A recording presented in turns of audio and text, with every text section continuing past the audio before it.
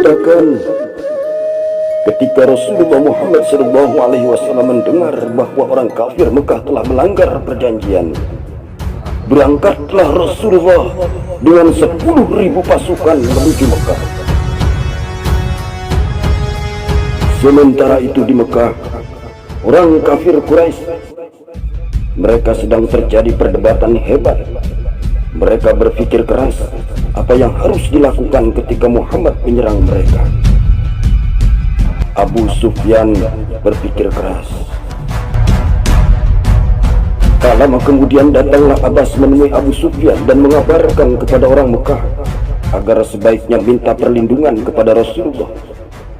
Abbas berkata kepada Abu Sufyan, "Wahai Abu Sufyan, itu, lihatlah Rasulullah sudah ada di tengah kerumunan manusia. Demi waktu, demi Allah, jika Rasulullah masuk ke kota Mekah dengan kekerasan sebelum engkau mendatanginya dan minta keamanan padanya, sungguh beliau akan menghancurkan kafir Quraisy hingga tak tersisa." Maka Abu Sufyan pun berkata kepada Abbas, "Demi bapak dan ibuku, sebagai tebusanmu, supaya apa yang harus kami lakukan?" Abbas pun mengajak Abu Sufyan menemui Rasulullah. Dan selanjutnya Abu Sufyan pun masuk Islam. Diceritakan pula, maka sampailah Rasulullah dengan 10.000 pasukannya. Rasulullah memasuki kota Mekah dengan penuh wibawa dan kekuatan. Lalu Abu Sufyan yang telah masuk Islam menemui kaumnya. Abu Sufyan berteriak di tengah-tengah mereka dengan suara lantang, "Hai orang-orang kafir Quraisy, ini adalah Muhammad datang kepada kalian dengan membawa kekuatan yang kalian tidak memiliki kemampuan untuk menghadapinya. Maka siapa saja yang masuk ke dalam rumah Abu Sufyan, maka ia akan aman. Siapa saja yang menutup pintunya, dia pasti aman. Siapa saja yang masuk ke Masjidil Haram, dia juga akan aman."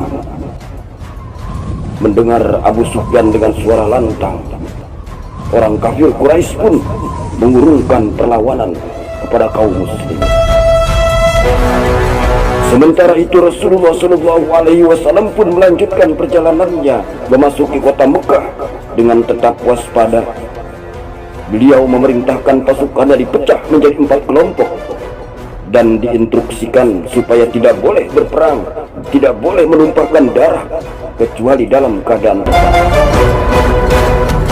Pasukan memasuki Mekah, suasana sunyi dan senyap, dan tidak ada perlawanan kecuali pasukan Khalid bin Walid. Kelompoknya menemui perlawanan dari pasukan Quraisy, namun itu berhasil dihalau.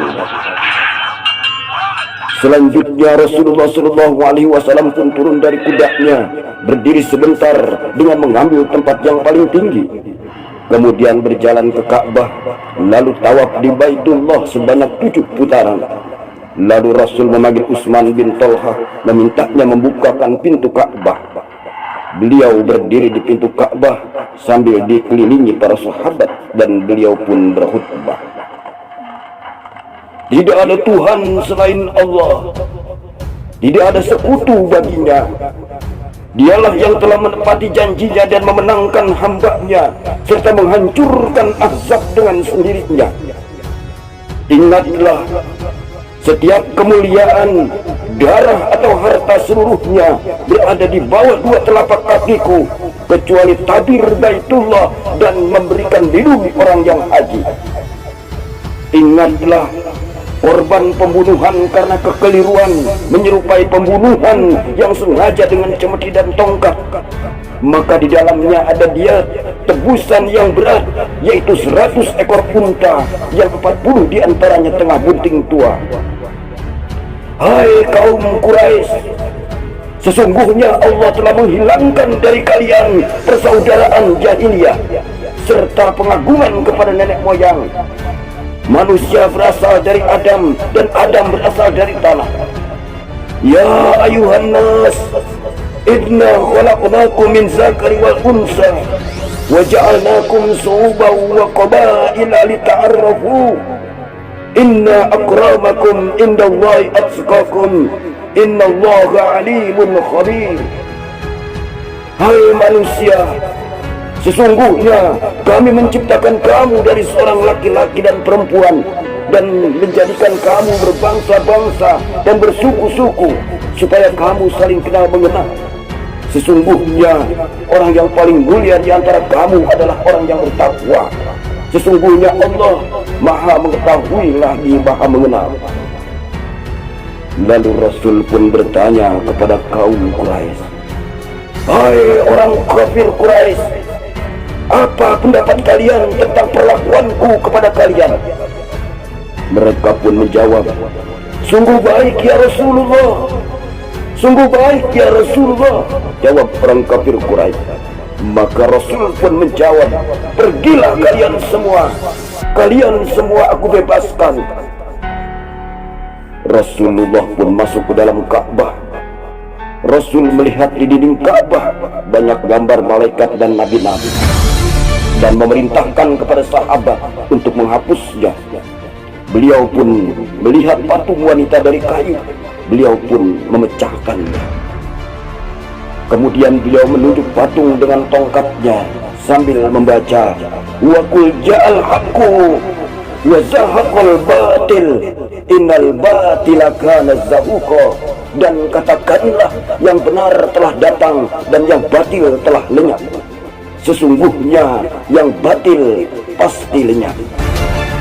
Patung-patung itu pun terjungkal. Baitul Haram pun disucikan dari patung dan gambar.